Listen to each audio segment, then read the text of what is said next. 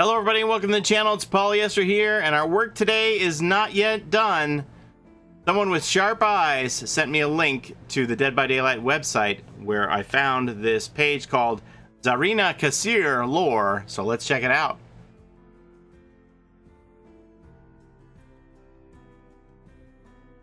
Growing up in a Lebanese household in Brooklyn, Zarina struggled with two unique cultural identities.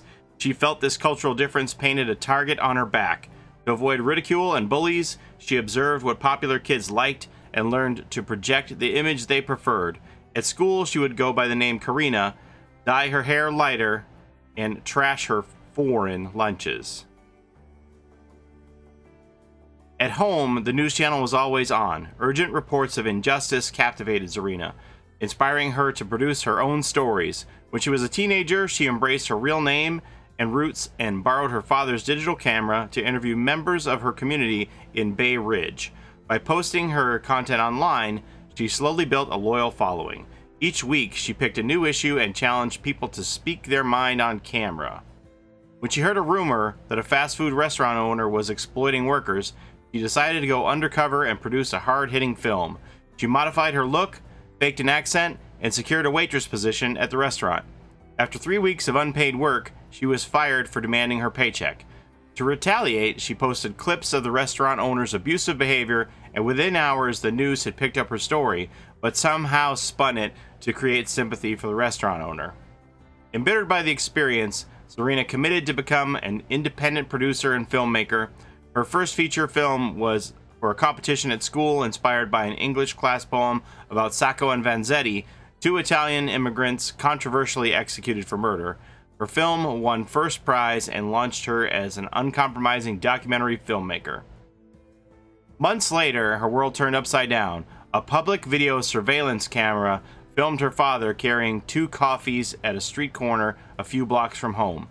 A tall, hooded man stood behind him. The man shouted something at her father, who took a step back, startled. Suddenly and unexpectedly, the man pushed him in the street as a car sped by. His death sent a shockwave of anger and pain that left Zarina in pieces. The perpetrator, Clark Stevenson, was soon arrested and incarcerated for manslaughter. Zarina became obsessed with Clark, his gang IR-28, his short prison sentence, his apparent lack of remorse. A year went by and she had uncovered enough about Clark to shed more light on his crime. With the last of her inheritance, she bought a new camera and a plane ticket to Nebraska and bribed the warden at Hellshire Penitentiary to let her interview Clark. She filmed their first meeting and asked him about her father and his gang and his violent tendencies. Clark refused to talk, but in the weeks that followed, she used her research to push his buttons and finally got a confession of a premeditated crime. Zarina's film became a tribute to her father and the trail of blood left by gang violence. When the news finally picked up the story, it was because the film had gained international acclaim. Some inmates contacted her when they heard about her documentary. Most of them shared eccentric anecdotes in hopes of being filmed, but one story stood out from the rest. An entire wing in Hellshire Penitentiary was sealed off because of the Mad Mick massacre. The official story was an Irish outlaw had heartlessly slaughtered the warden and his guards. From working on her Sacco and Vanzetti film, Zarina knew that the official story wasn't always the true story. She investigated Hellshire's records and found an Irish-born inmate sentenced to 15 years for assault in 1860. According to the penitentiary's blueprint, the sealed-off wing was part of Hellshire's original infrastructure. If she reached that sealed-off section, she could shed some light on the Mad Mick story. All she needed was a way in. The next morning, she was joining the Hellshire Penitentiary walking tour. She blended in the crowd of jet-lagged tourists and veered off when they headed towards the kitchen. She memorized the blueprint and knew exactly where to go and how to avoid surveillance cameras.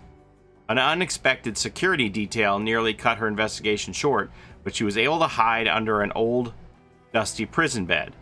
When the guards disappeared, she continued her search and finally found Mick's cell. Entering the dark, dilapidated cell, Zarina ran her hand across the brick wall. Her fingers felt a marking and traced the letters, Death to Bayshore. A loose brick fell, revealing a gap. She inserted her hand. Fingers landed on a piece of cold, cracked metal, and she fished it out, an old, rusty wrench. A damp chill ran down her spine, and she looked down. A man lay at her feet, bleeding, his limbs contorted and his eyes dark and terrified. Her father's eyes. A pool of crimson blood on black pavement.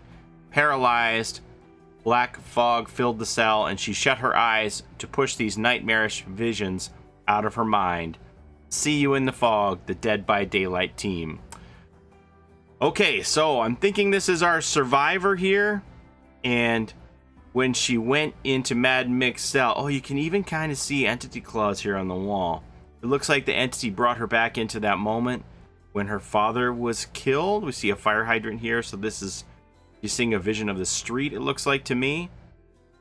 Now, who's the killer? Is Mad Mick going to be the killer?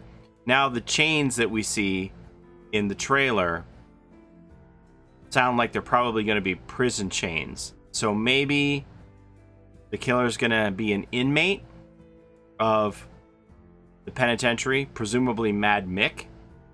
Somehow we'll see how the chains play into it. And will this penitentiary be the new map? We're going to find out soon. That's what I've got for you today. Thanks for watching, everybody. Have a great day. Bye-bye.